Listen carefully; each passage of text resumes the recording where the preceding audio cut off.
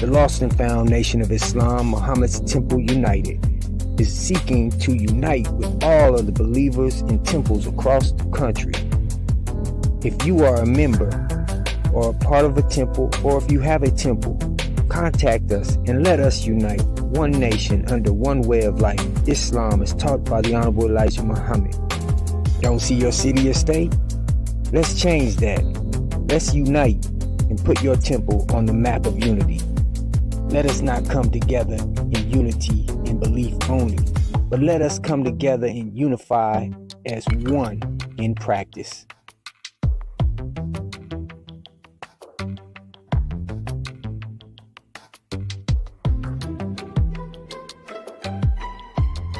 The time is now, black man and woman. Your nation awaits you. Assalamu alaikum.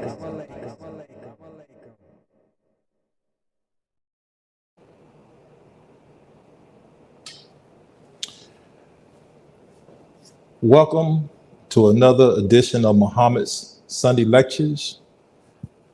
I am your guest minister for today, Minister Wali Muhammad. And as we always do, we open up our meetings in prayer. So if everyone can please stand for prayer. The position of prayer is as such. And repeat silently to yourself. Surely I have turned myself to thee, O Allah, trying to be upright, to he who originated the heavens and the earth, and I am not of the polytheists. Surely my prayer and my sacrifice, my life and my death are all for Allah, the Lord of the worlds. No associate has he, and in this am I commanded. I am of those who submit. O Allah, thou art the King. There is no God but thee. Thou art my Lord, and I am thy servant. I have been greatly unjust to myself, and I confess my faults. So grant me protection against all my faults, for none grants protection against faults but thou. And guide me into the best of morals, for none guides to the best of morals but thou. And turn away from me the evil and indecent morals, for none can turn away from me the evil and indecent morals but thou. O Allah, make Muhammad successful and the followers of Muhammad successful, as thou did make Abraham and the followers of Abraham successful. For surely thou art praised and magnified. O Allah, bless Muhammad and the followers of Muhammad, as thou did bless Abraham and the followers of Abraham. For surely thou art praised and magnified. Amen.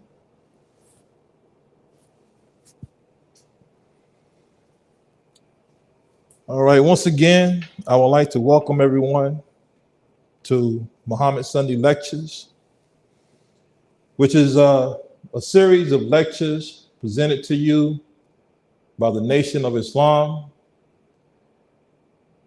of the life-giving teachings of the Most Honorable Elijah Muhammad. We have ministers from around the nation who host these lectures every Sunday or every other Sunday as we are available, to make sure that we spread the message, to spread these teachings that was solely designed for the black man and woman of America. We thank you for giving us your time and attention and allowing us to share these life-giving teachings with you, because it's very important. Today's lecture is a continuation of my last lecture, which was sort of like a prelude to the subject, which is understanding the relationship between the black man and the black woman. So we're gonna dive right on into this subject. But before we do that, I would like to, again, thank everyone for tuning in all the believers across the world, those who understand the time that we're living in and the truth that is very much needed. So we thank all of you for your time and attention.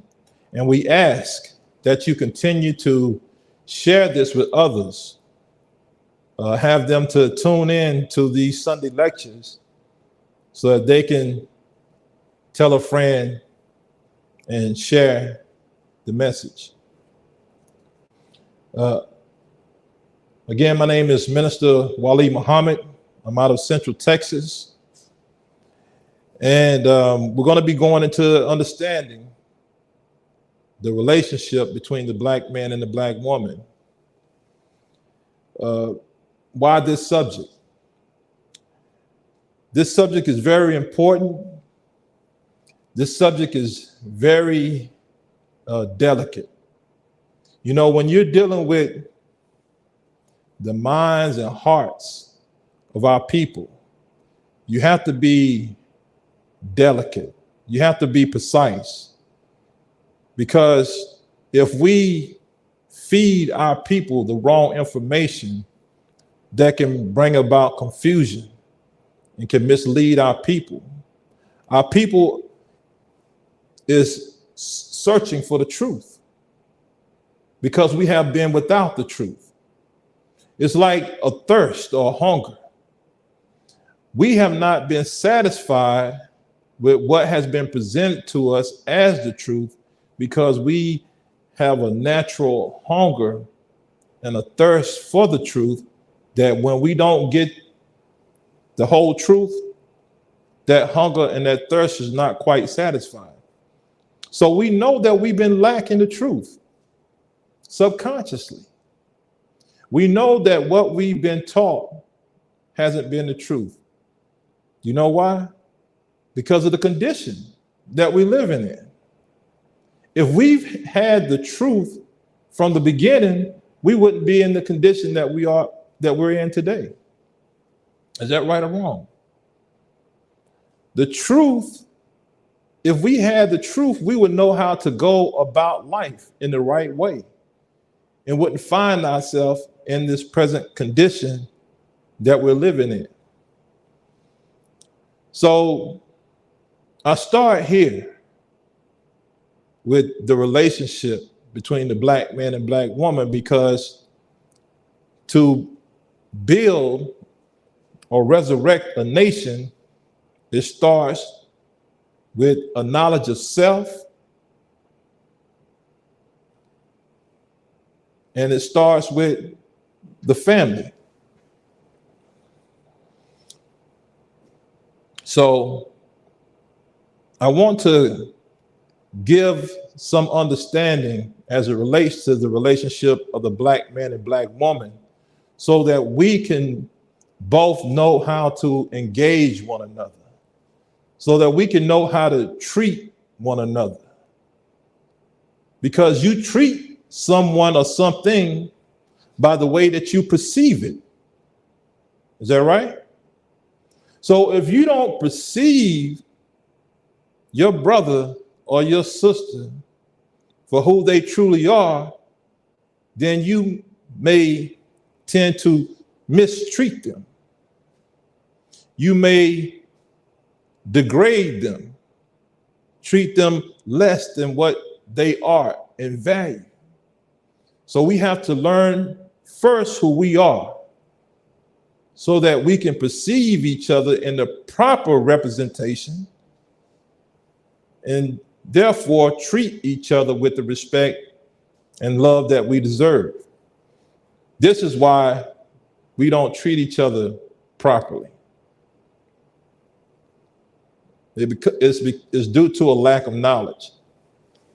So I want to start off by asking my viewers to allow me to take my time with this subject. I don't want to rush into anything because, like I said, this is a very delicate subject. And I don't want to misrepresent my leader and teacher, the Most Honorable Elijah Muhammad. So I want to take my time getting this message out to my people. And I can't say not to take it personal. I want you to take it personal because this is specifically for you, Black man and woman, but it also relates to the world. The Honorable Elijah Muhammad came to make us an example for the world. We should be setting an example for the rest of the world because we teach that God himself came to save us, the Black man and woman here in America. Most of you think that we don't need saving, but I beg to differ. God came to save us and to redeem us from what has been done to us through the white race. We have been acting outside of our nature. We have been taught by the enemy of God. We have been deceived into who we are and who they are and who God is. We've had the wrong teacher. So God himself has come and raised up the Most Honorable Elijah Muhammad to teach us back into the knowledge of self, God, and the devil. This is what we need today. Many of you have heard these life-giving teachings through some form or fashion, whether it has been directly through the ministers of the Most Honorable Elijah Muhammad or directly from the Honorable Elijah Muhammad, or indirectly through others who don't recognize or give credit to the Most Honorable Elijah Muhammad for the truth.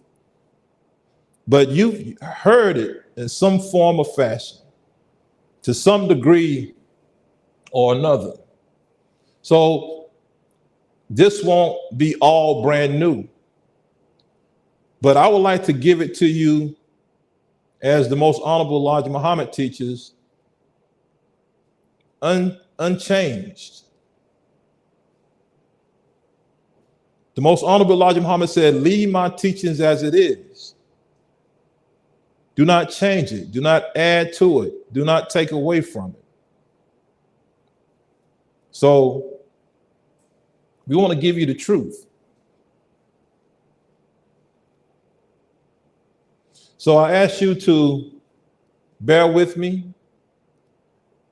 I would like to build on this subject in degrees. And I say that we should take this personal because this truth should have some effect on us all. On us all. So no one should be excluded. We all can do better in our way of life, in our relationship to one another. There's room for improvement for everyone.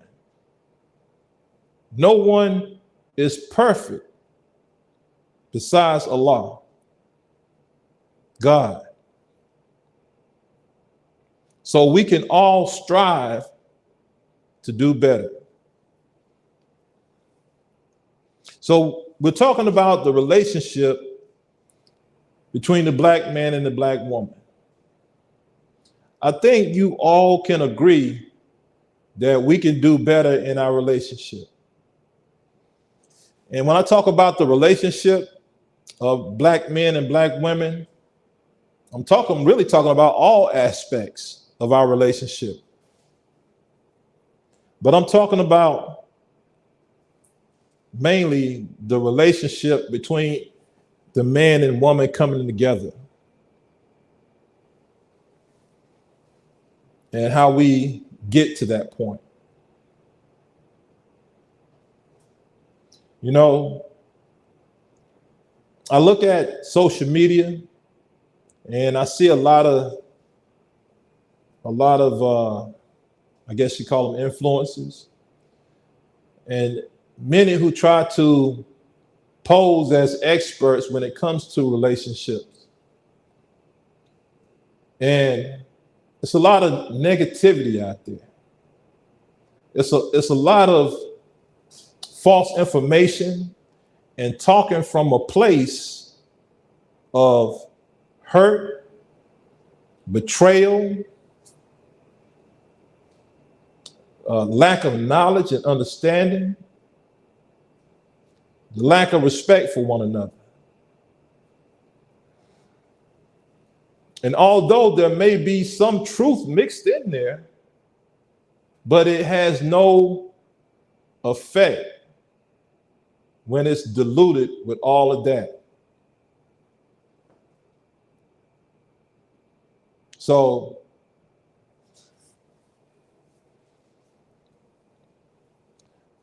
we start with the black man and the black woman and our children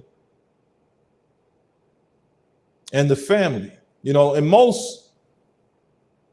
a perfect world, a family would consist of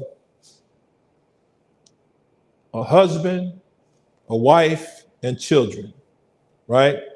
There's a two-parent household and there's children. I think that's the way God intended it, for the mother and father to both be in the household raising the children. That is the ideal family structure. Although it is possible to have a family and to raise children without one or the other, the mother or the father in the household, a single parent household. But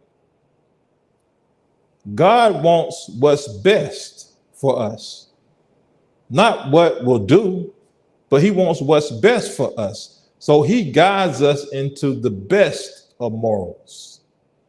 He guides us in the best way to live our life. So he prescribes that you have the union of a man and a woman to lay the foundation of the family. And then you go forth and have children. Why is this way best?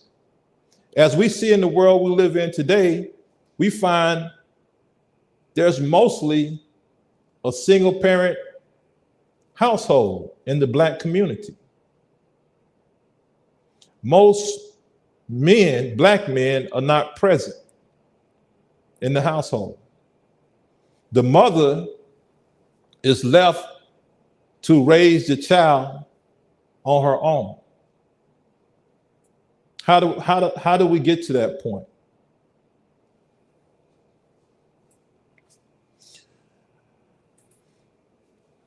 Again, I want to be careful because I don't want to offend anyone. I don't want to put shame on anyone. But the truth has to be known in order for us to do better. So how do we get to these single parent households? It's because we've been taught and raised in this society to see sexual intercourse as a means of pleasure only. right? We're taught at an early age that sexual intercourse is for pleasure only. Young men are being raised up and taught and shown that the more women or girls that you have sexual intercourse with, the more manly you are perceived, right? Young men look to pursue young women as if it's sport and play. How many girls that they can sleep with, right? And in that sport and play of sexual intercourse, we make the mistake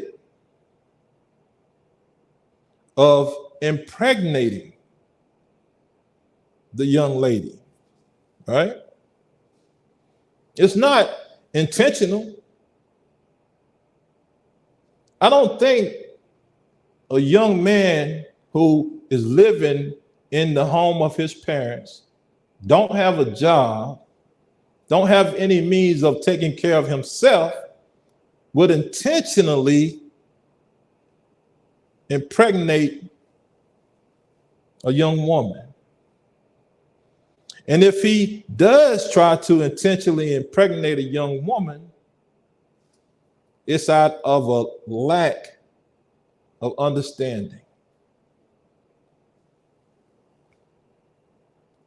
He may be trying to make sure that he has a connection with that young lady. Like he wants to make her his by impregnating her. Right? We know as young men. So young men, young black men are out here having sex for pleasure and impregnating young women. Some young women that they don't really have a love for or affections for. Have affection for. They're just out there having sex for pleasure, and they're impregnating these young women. And these young women become emotionally involved and want to commit, but he's not committing. He's out on the prowl, adding notches to his belt buckle, as they say, so he can go back to his friends and say, hey, I slept with such and such. You know, we as men, young men, we wasn't taught to look at that with dishonor. We looked at that as with honor. It made you look like a big man that you can sleep with this woman or sleep with that woman or that girl. Because we start at an early age.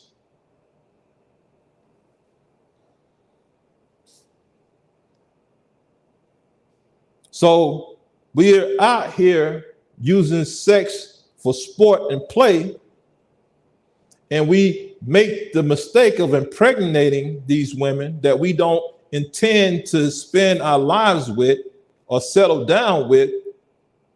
Some of them are ones that you wouldn't want to be associated with.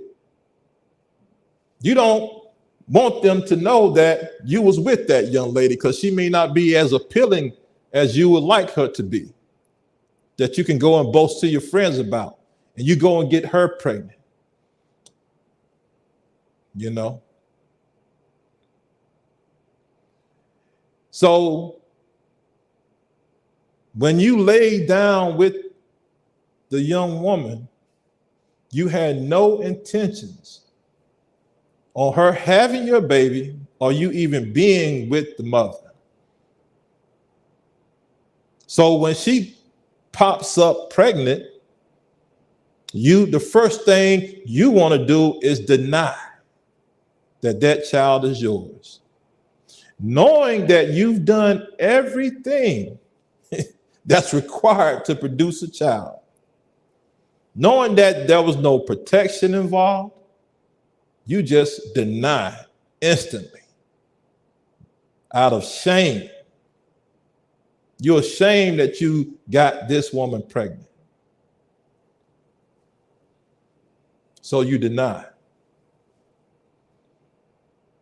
And then when the truth is revealed that that is your child, because of the relationship that you have with the child's mother,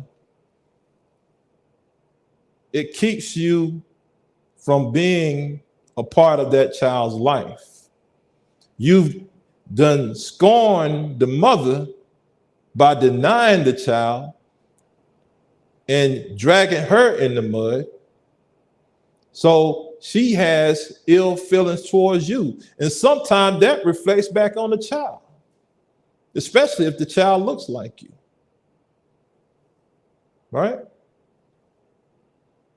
So because of the relationship that you have now created, because there was no relationship in the beginning except for a sexual one, but because of this new relationship that's being bonded by the birth of a child,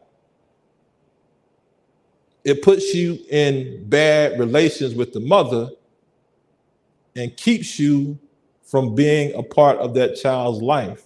And you will accept that as an excuse. You will say, because of the mother is why you're not in the child's life. Because you don't want that situation at all.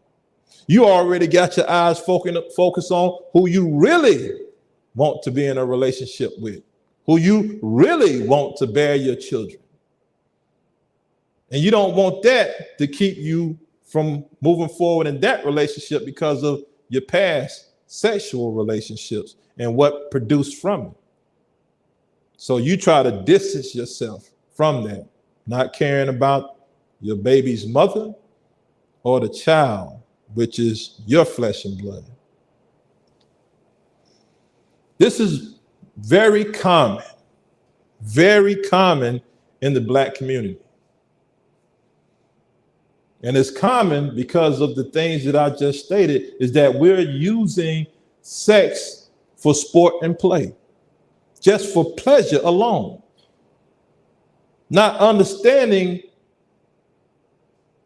the reason and the purpose why God created us to reproduce in this manner. This is a part of our reproduction. Sexual intercourse is a part of our reproduction, how we continue our life. And in my humble opinion, the reason that this process of sexual intercourse is so pleasurable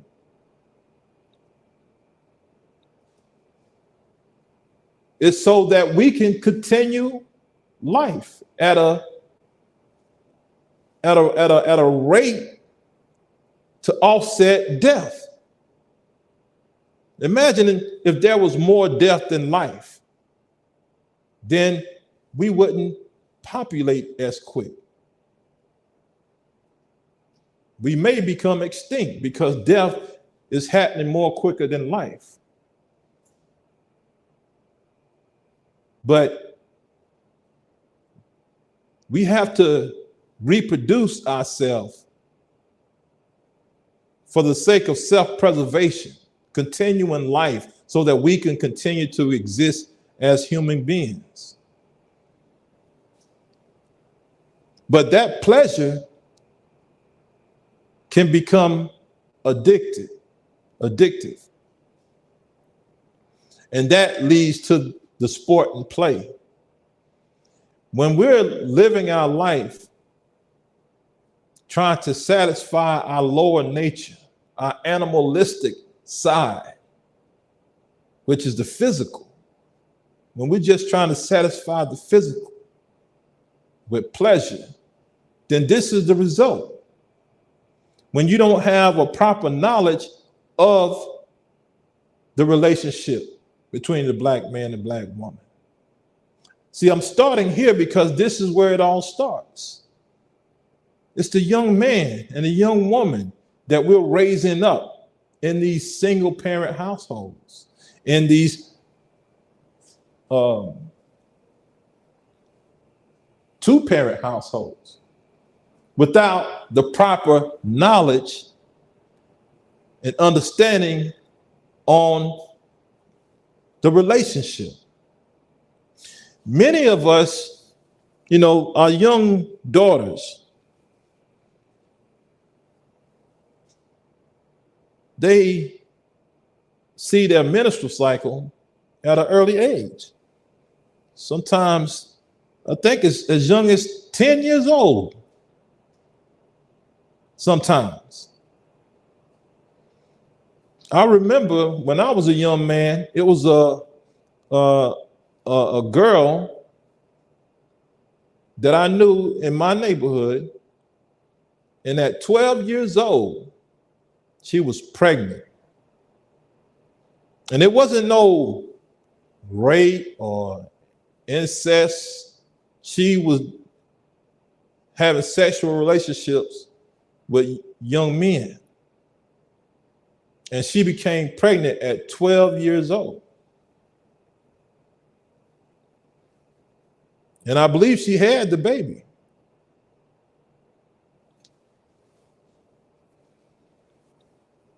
So our young girls are seeing their menstrual cycles at an early age. And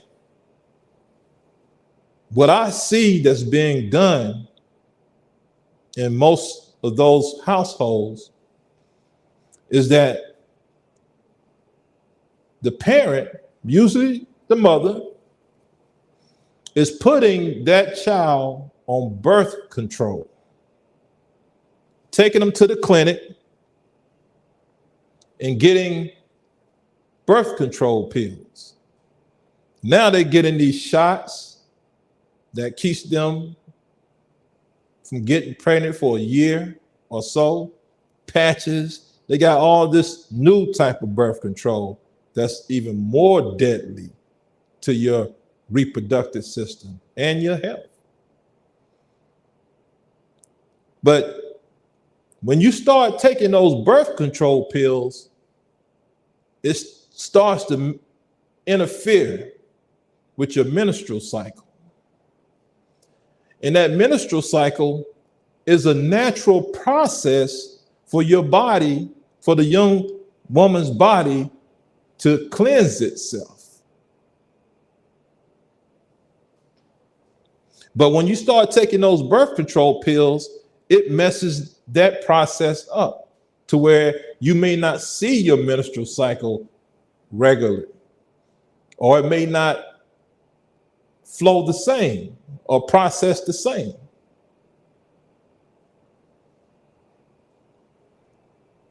It can even damage your reproductive system so much so that you may not be able to give birth to a child when you're ready to have a child.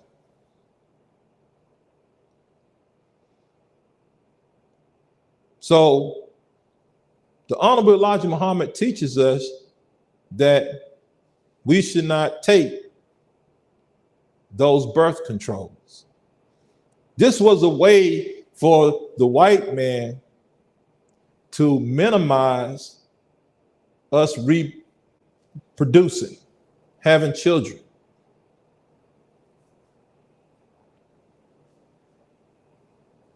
So we're giving our young girls birth control.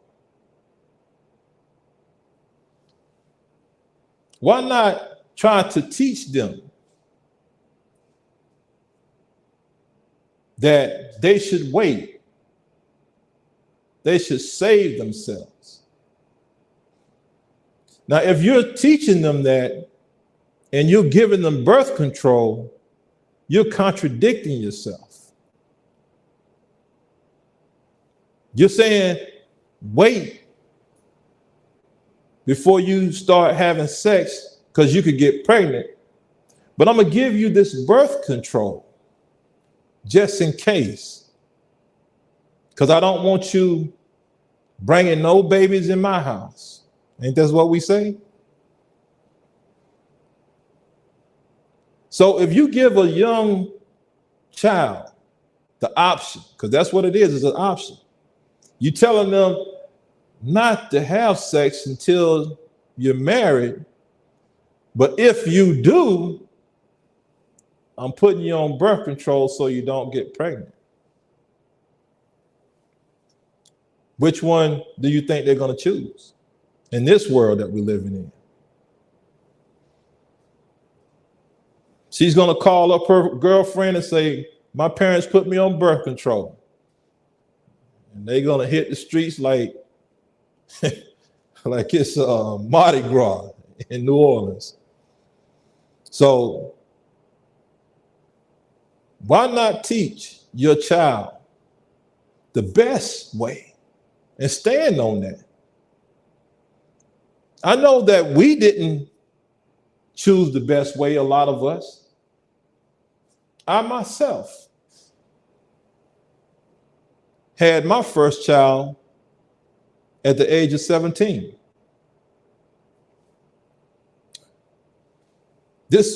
I was in high school.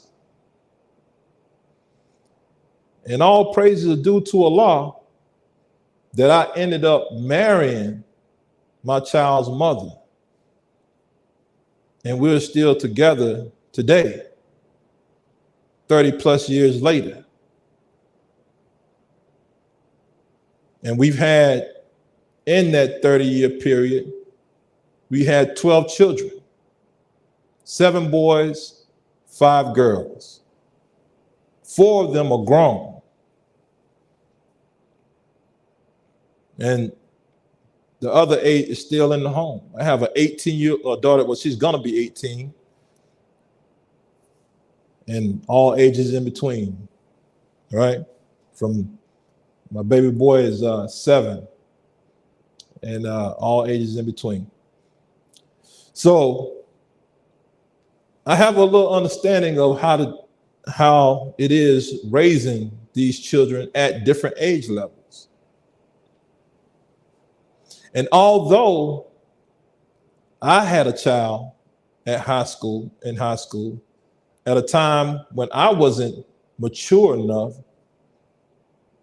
to have a child, I teach my children the best way. Because I want their life to be better than mine. You know, a lot of children tend to do, and I've done this as a child, you know, you look at your parents and say, well, you did it.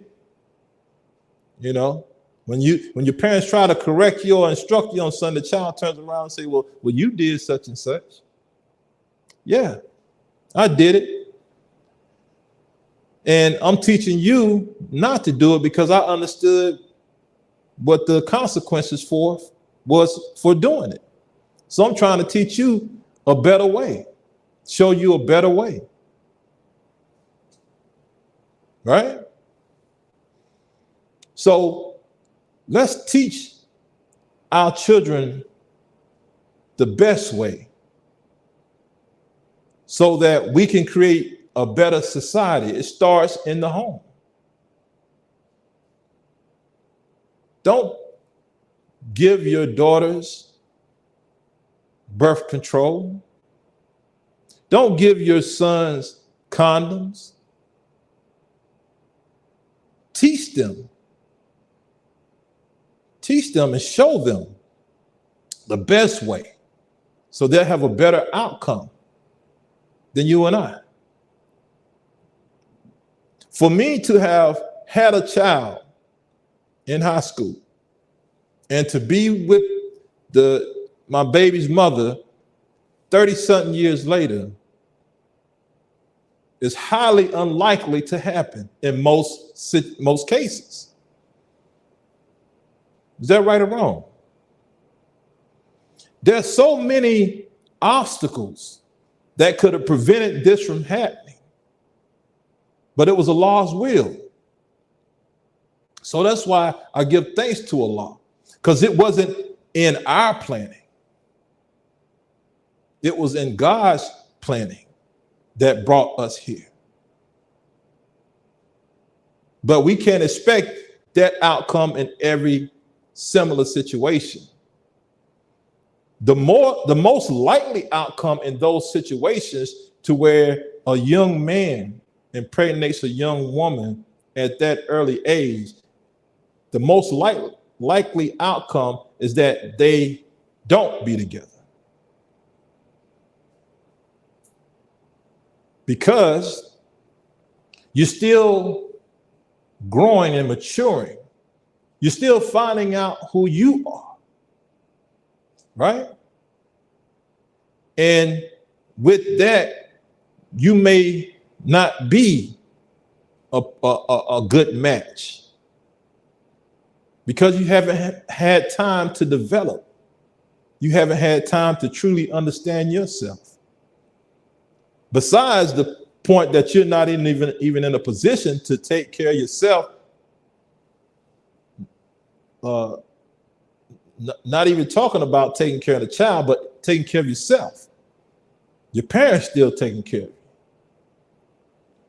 But we're talking about to where you're having a child and you're trying to keep that family together to raise the child, because you're going to get a better outcome when you have the mother and the father in the household.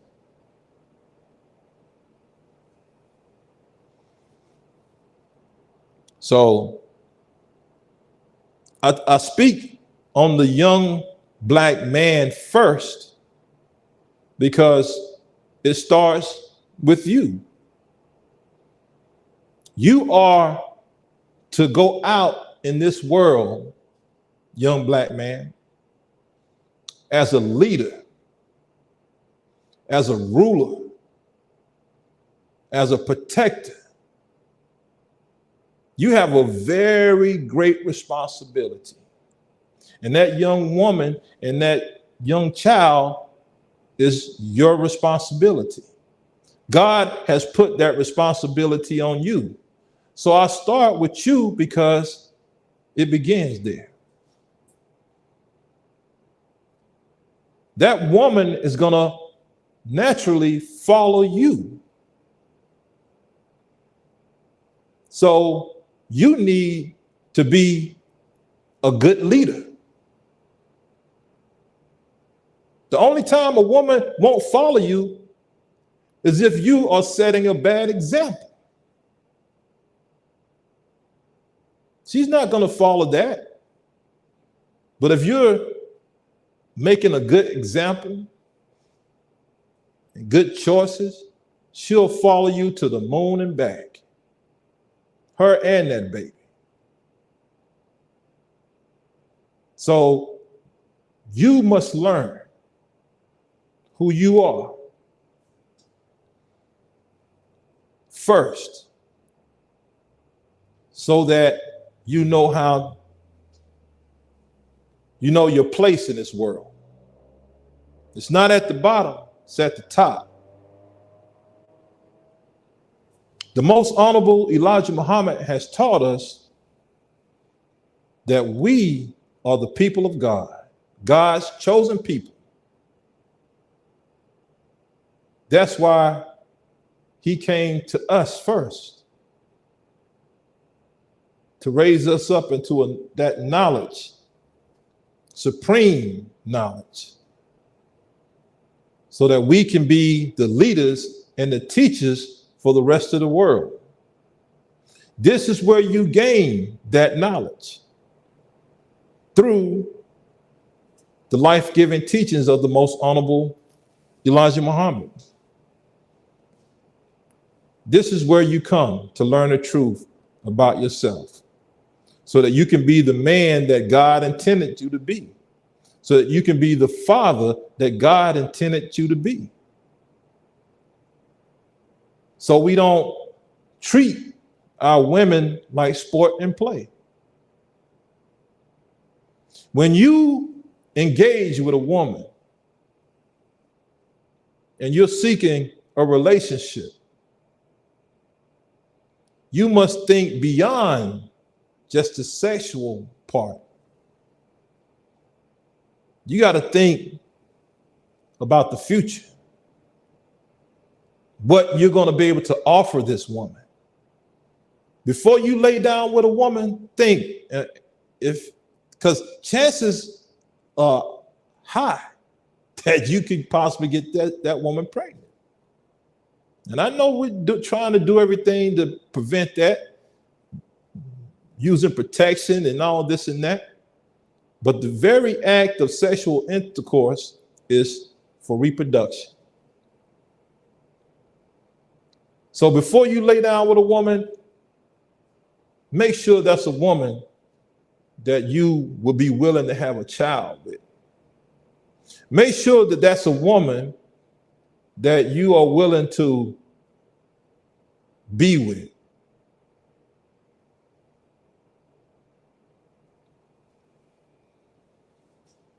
We have to hear what's right. We can't settle for what society has made. This society that we're in, we tend to adjust to it. This society promotes sex, everything. From the time you wake up to the time that you go to bed, there's something that's there that puts sex in your mind. You turn on the television, there's sexual exploitation there. You turn on the radio, there's sexual exploitation there. You go out your door, drive down the street, and you see sexual exploitation. See, women get dressed. When I say women, I'm talking about in general. I know some of you don't put me in that category. But most women, let me say, most women, when they get dressed, they want to look and feel sexy, right? Look at the root word of sexy, sex. You want to look like sex. You're not saying you're not thinking beautiful, elegant, classy, sophisticated, modest, humble. You're thinking sexy. How do I know that? Because it shows in your representation of yourself. Yes. Even those of you who think that you're classy, you may have on an expensive gown,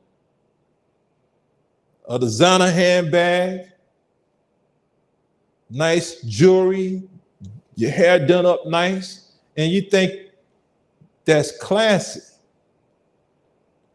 But you got all your adornments out, right? Not just the single woman, but the married woman.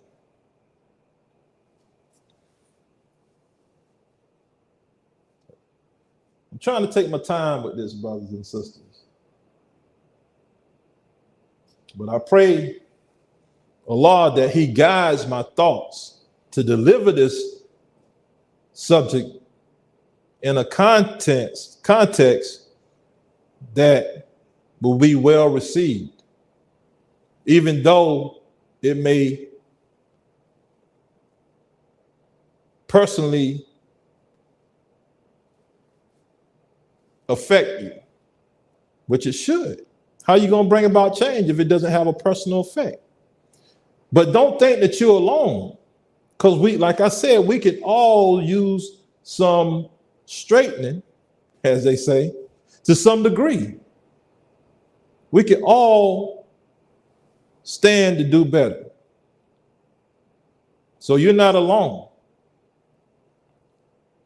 You know, usually when we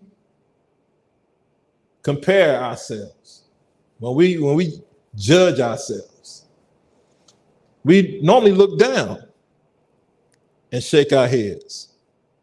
We look down at somebody who may be not as well off as you. You may look down at the homeless person and shake your head, be like, now how are they out here homeless? How are they out here begging for food and money? You're shaking your head, right?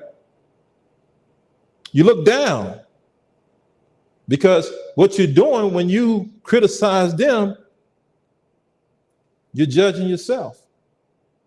You're saying, well, I'm doing good. I'm not homeless. I don't have to beg for money or food. I'm doing good. That's what you're saying at the same time that you're criticizing them. But we don't ever look up to shake our head. We don't look at those who are doing better than us and shake our head. No, we look down, right? The ones that's above us may be looking down at us, shaking their head.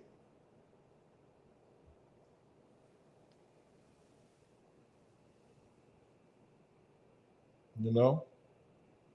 So, black men, black women, we got to do better. And it starts with getting a knowledge of self.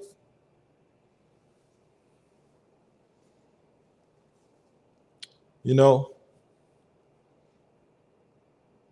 it's so much that can be said. So that's why I intend to have a second part to this. This is just getting us warmed up. And I thank you for your patience, because this is a very delicate subject. But I wanted to highlight a few things to let you know what direction we're going in this subject. Understanding the black man, the relationship between the black man and the black woman. I started with our youth, our young men and women, because that's a lighter subject. Something that I think we both can agree on. Because we see our young men and young women out here. Women, our young women with different baby daddies.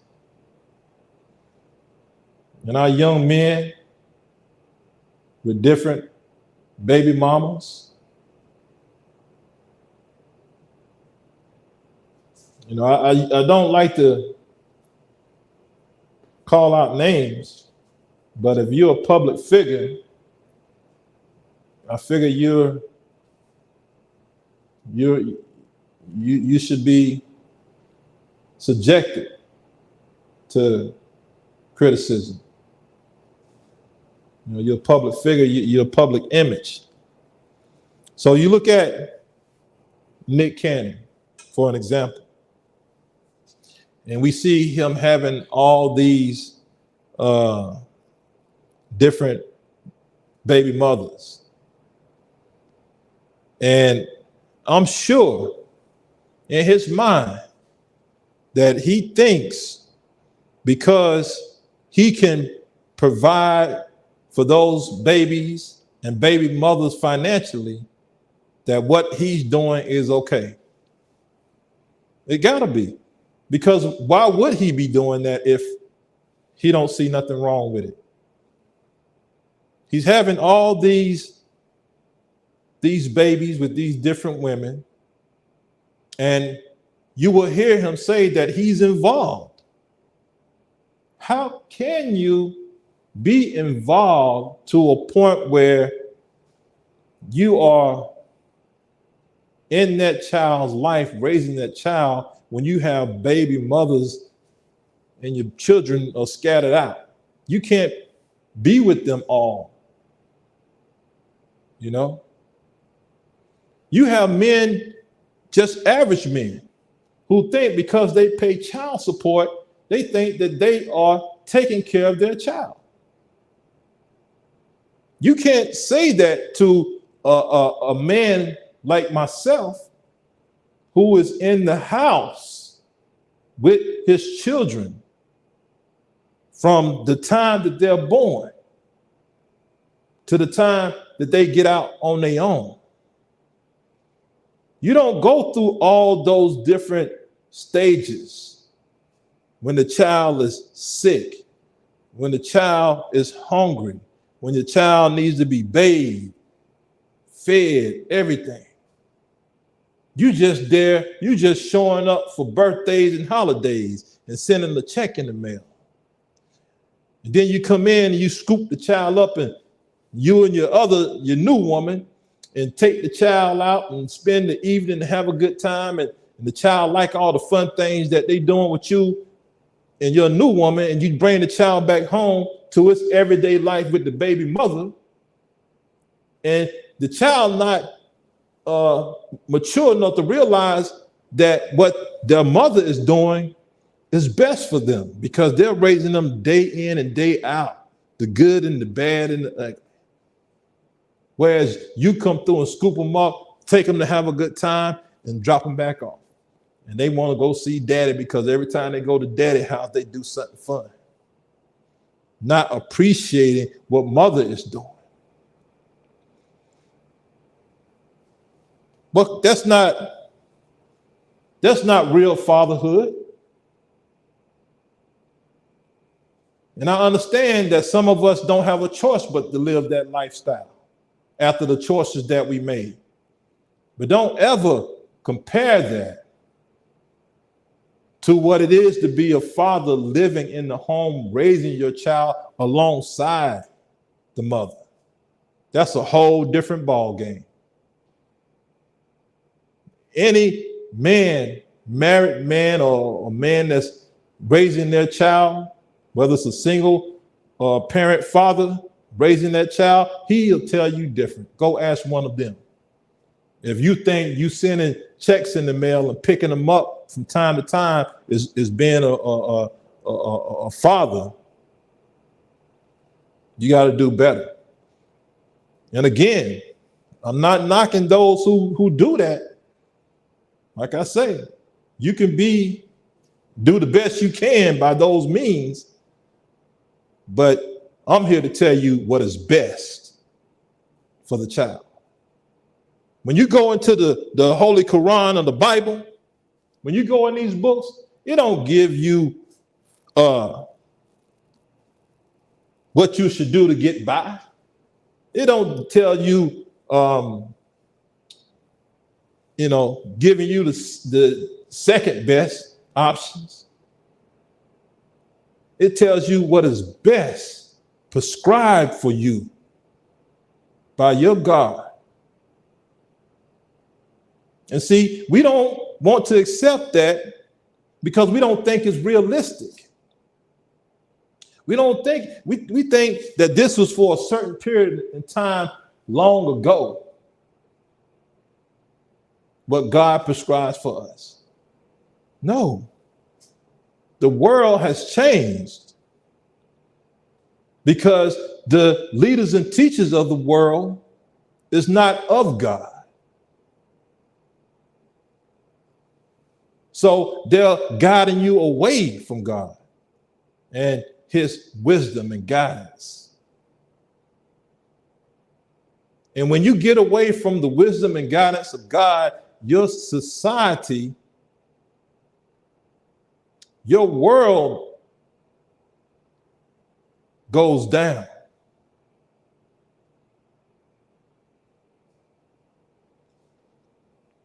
because you're out of the light of God. You're going further into darkness.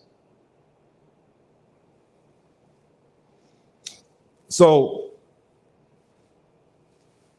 I'm gonna try to bring it in, because I want to continue this.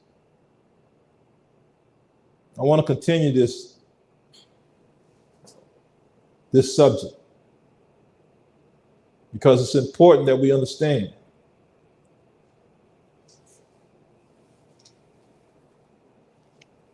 And like I said, don't get all riled up when you hear me speaking against the ways of the woman, and women, don't get all riled up when you hear me speak against the ways of the men.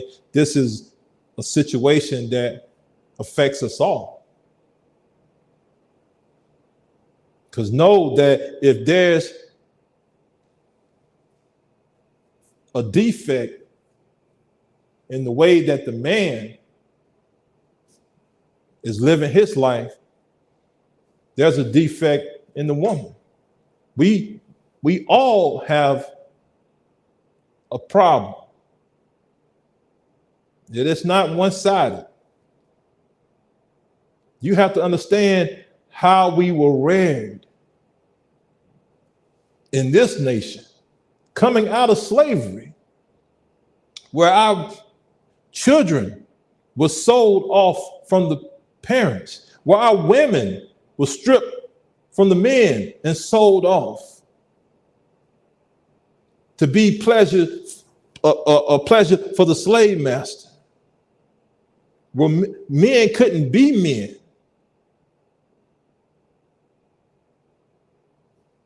This is what we're coming out of.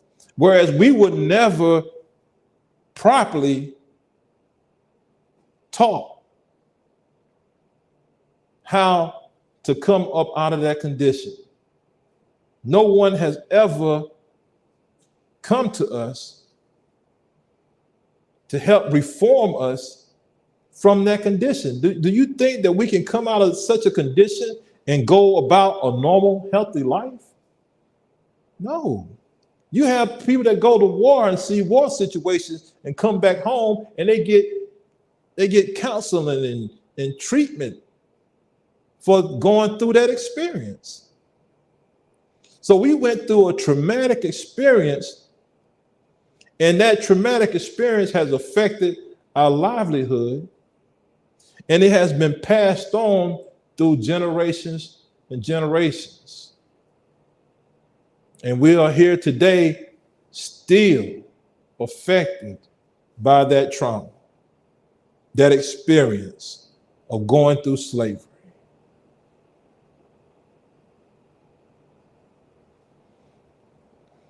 The white man don't even have to do anything.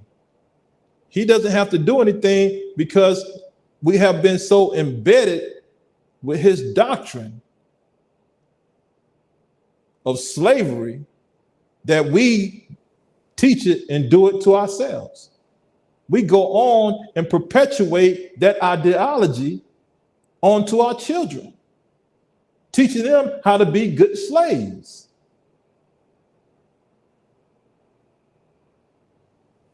Wherever has the white man taught you to go and do for yourself? Where has ever the white man has taught you to seek land, to build your own? Anyone, not just the white man, where has anyone come to teach us to start doing for ourselves? Everyone has been using and abusing us until the coming of Allah in the person of Master Fard Muhammad and the raising up of his messenger, the most honorable Elijah Muhammad.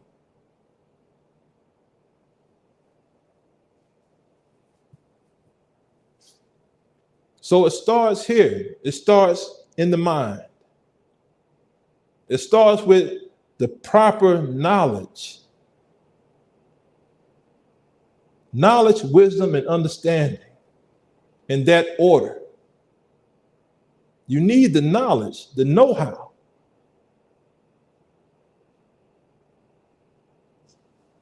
And then you need the understanding to know how to manifest that which you know. And that brings about wisdom. Knowledge, understanding. Knowledge, wisdom, and understanding.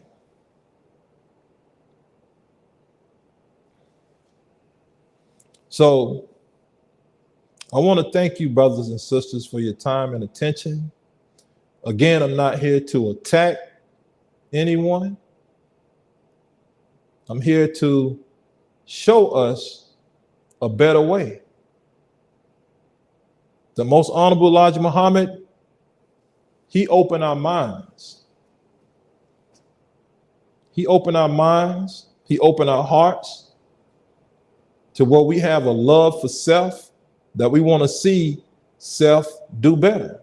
We want the best for self. We're not settling for anything, even though the world say different. You may look and say, because of this world we're in, it's best that I put my child on birth control.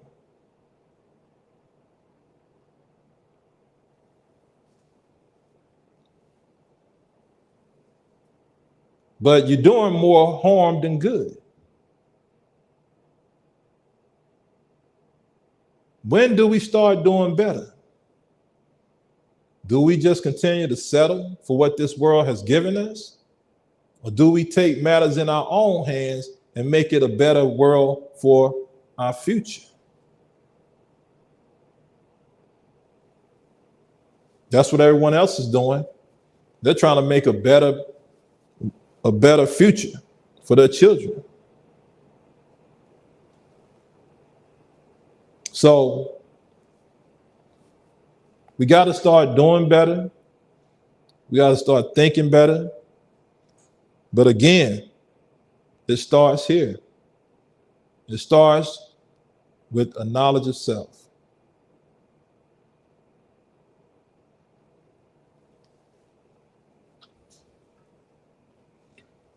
We ask that you continue to tune in, and I guarantee you, what you hear here will be the truth, as it was given to us by God's last messenger, the Most Honorable Elijah Muhammad. A lot of this stuff is common sense. Common sense. But we have been removed from common sense. So common sense has to be taught.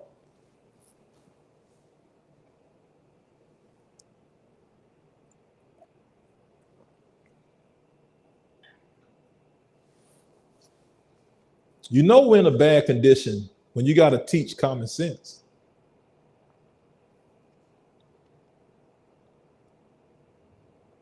So once the veil of falsehood is removed, then your eyes are open. A lot of this stuff, we're not taught every single thing word for word. A lot of this stuff is already instilled in us naturally.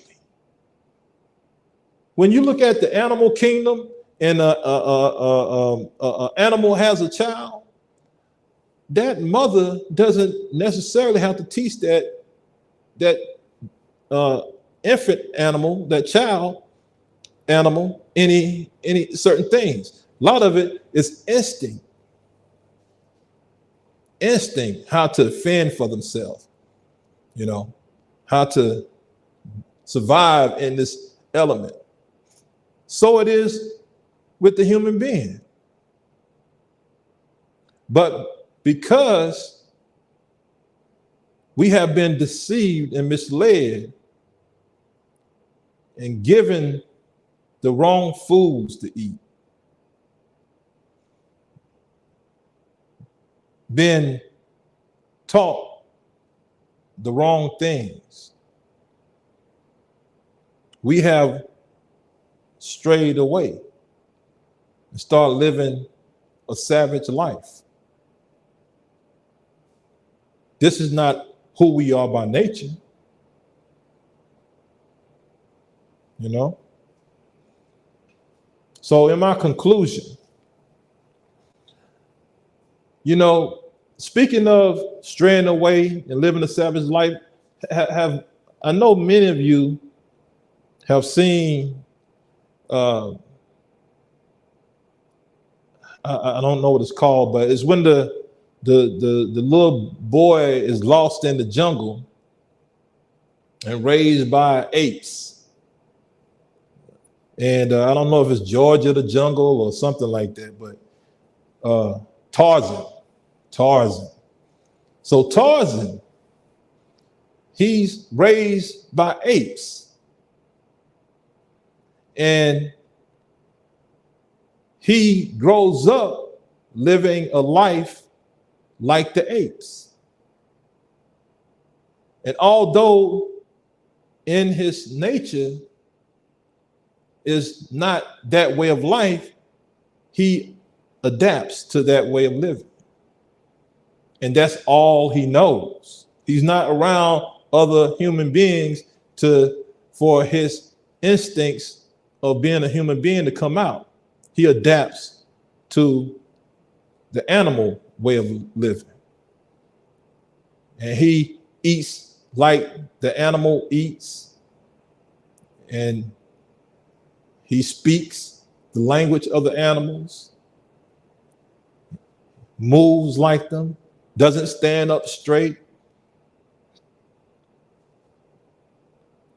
Well, that is how we have become under this white race. We have been living their way of life, not our way of life. Their way of life. And I know a lot of you may say that we're all the same. Says who? Who taught you that? It's not in the Bible. It's not in the Quran that we're all the same. Jesus doesn't even proclaim that we're all the same. In the scripture, he told the Jews, he said, ye are of your father, the devil. He didn't say that their father was God.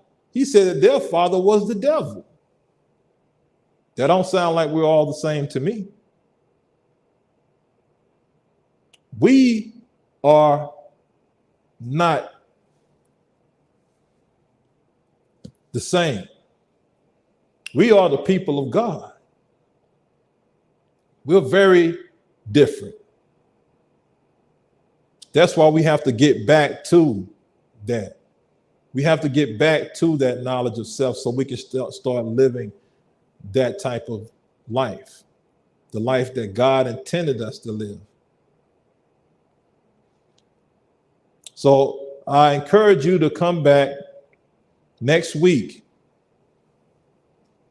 We'll probably have a different minister speaking, but I will come shortly after and continue on this subject because it gets a lot deeper.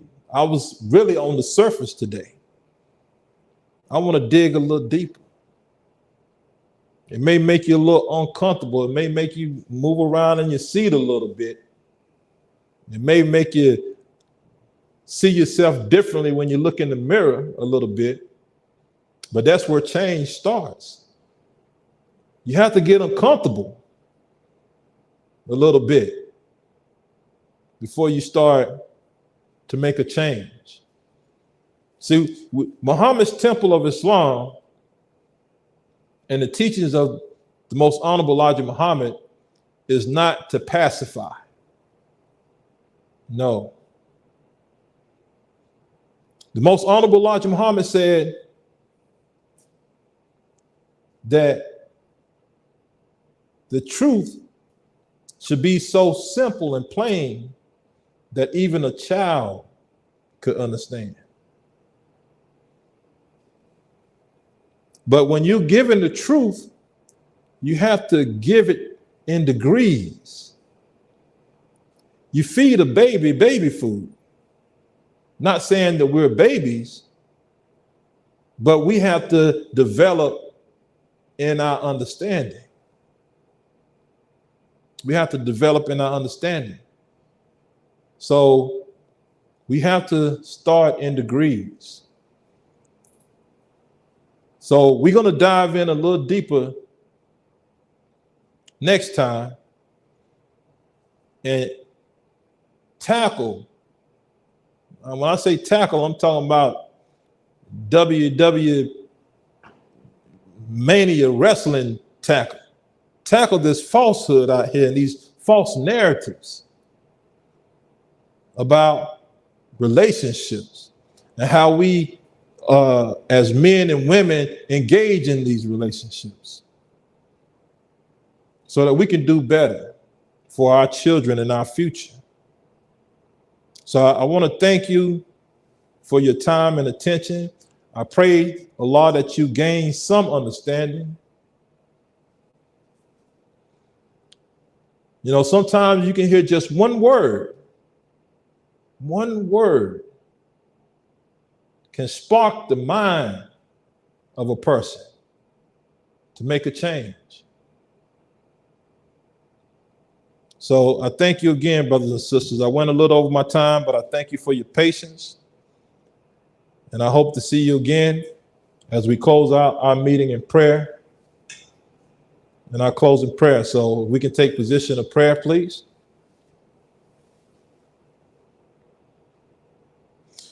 In the name of Allah, the Beneficent, the Merciful. All praise is due to Allah, the Lord of all the worlds. The Beneficent, the Most Merciful, Master of this day of judgment in which we now live. Thee alone do we serve, and thee alone do we beseech for aid. Guide us on the right path, the path of those upon whom thou hast bestowed thy favors, not the path of those upon whom thy wrath is brought down, nor those who go astray after they have heard thy teachings. Say, He, Allah, is one God. Allah is He of whom nothing is independent, but upon whom we all depend. He neither begets, nor is He begotten, and there's none like Him. And I bear witness that none or nothing deserves to be served or worshiped besides Allah. And I bear witness that the most honorable Elijah Muhammad is our last and greatest messenger to we, the lost found Muslims here in the wilderness of North America. Amen. Until next time, Assalamu alaikum.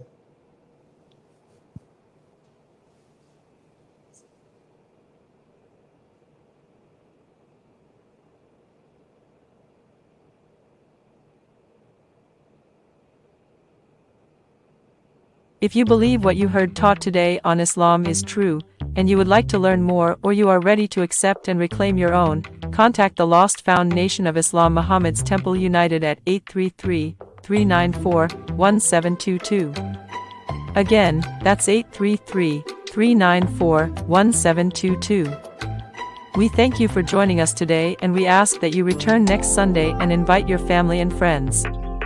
We ask your support so that we may continue to get the truth out to our people. You may contribute by donating to our Cash App at $MT United. That's $MT United. The Lost and Found Nation of Islam, Muhammad's Temple United, is seeking to unite with all of the believers in temples across the country. If you are a member or a part of a temple, or if you have a temple, contact us and let us unite one nation under one way of life. Islam is taught by the Honorable Elijah Muhammad. Don't see your city or state? Let's change that. Let's unite and put your temple on the map of unity. Let us not come together in unity in belief only, but let us come together and unify as one in practice. The time is now, black man and woman. Your nation awaits you. Assalamu alaikum.